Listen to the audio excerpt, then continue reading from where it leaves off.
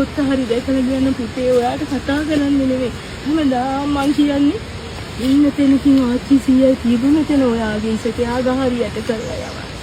මට හිතෙන්නේ කවුරුත් දැකෝ ගන්න ඉදිරියට නම් සභාවට ගිහින් කිව්වා. හරි මිස් අඬන්න එපා.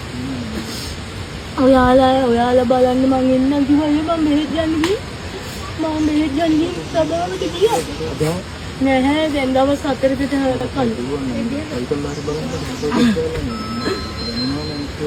අර එයාලා සෙක්ටරි අර පොල් ගහෙන් පල්ලේ ඔන්න ওই ටික තමයි එච්චර දුර මයි දුවට දුවන්නේ ඉන්නේ. මේ ඉලෙක්ට්‍රික් කොමේ අර පොඩි අයියා එච්චර මහත ශරීරයක් නෙවෙයි නේද ඔයා දන්නවනේ. ඊතනවත් ඉන්න බෑ අපි අයියා හිත හදාගෙන. ඔයා දන්නවනේ මගේ දෝනි මාත් එක්ක හිටියේ පොඩි වුණා.